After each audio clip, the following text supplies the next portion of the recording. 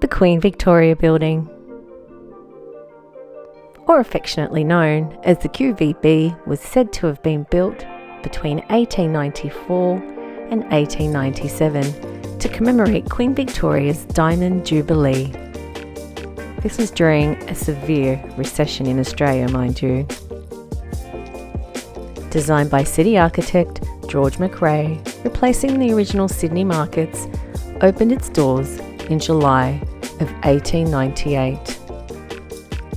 The ground floor has 58 shops, the first floor 17 large rooms, second floor 12 large rooms with a gallery, and at the southern end was the Coffee Palace, featuring 57-room residential hotel, a concert hall for 500 people, markets in the basement, served by 4 hydraulic lifts. This spacious and ornate building of Romanesque design was created initially as a produce market and functioned as such for 2 decades.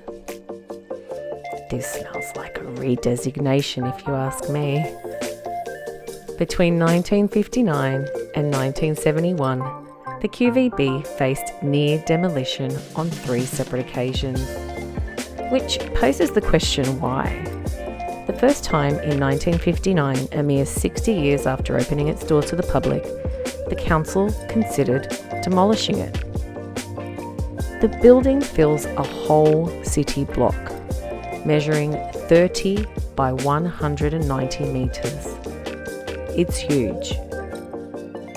These are the only few construction images I could find of the QVB.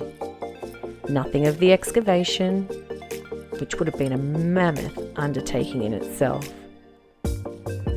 These last couple seeming like restoration or renovation pictures maybe.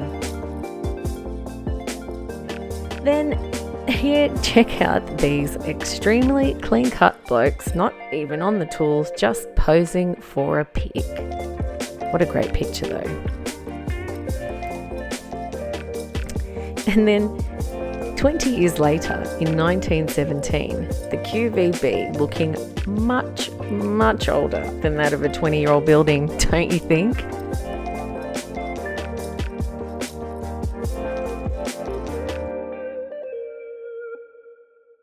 In our Churches and Cathedrals episode, we talked about cemetery, and most of our other old world structures are perfectly symmetrical, just like this building is.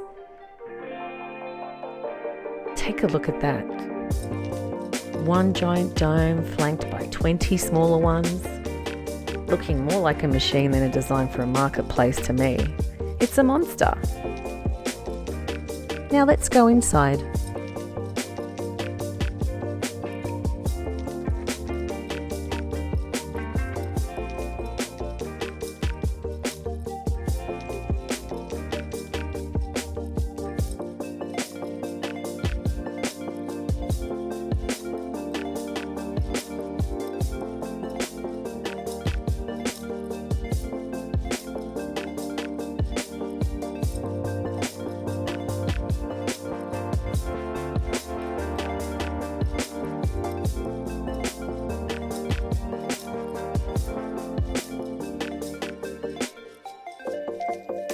Let's take a look outside.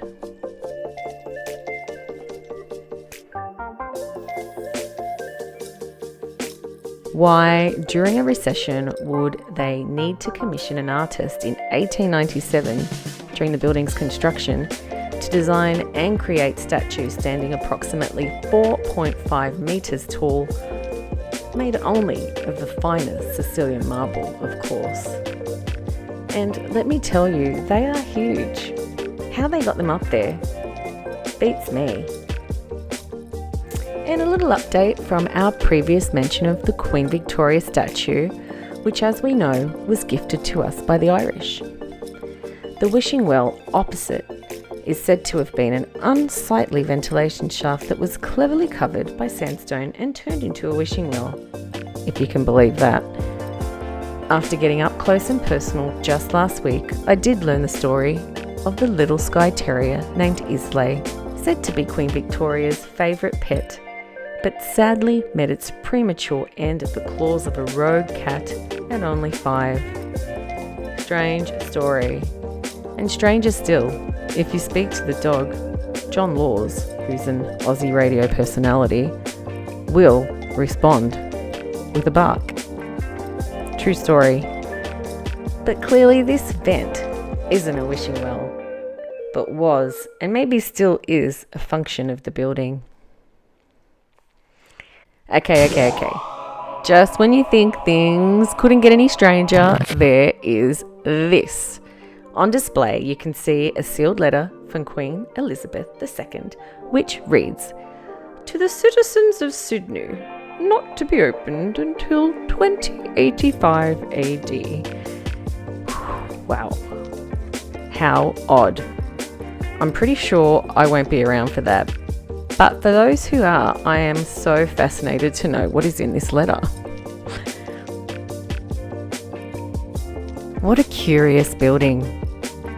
I know it's hard to comprehend that we could be the inheritors of an older world or past civilization, but you really needn't ask.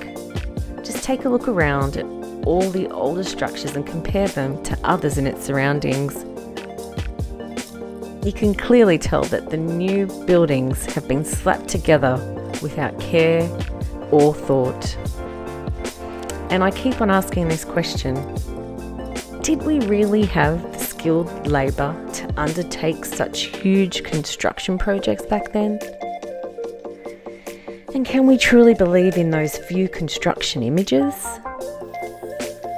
Remember, photography was made available for amateurs by the mid-1800s. So there should be more photos, right? All this still remains a mystery. Honestly though, what a feat of engineering. This 120 plus year old building has got me scratching my head.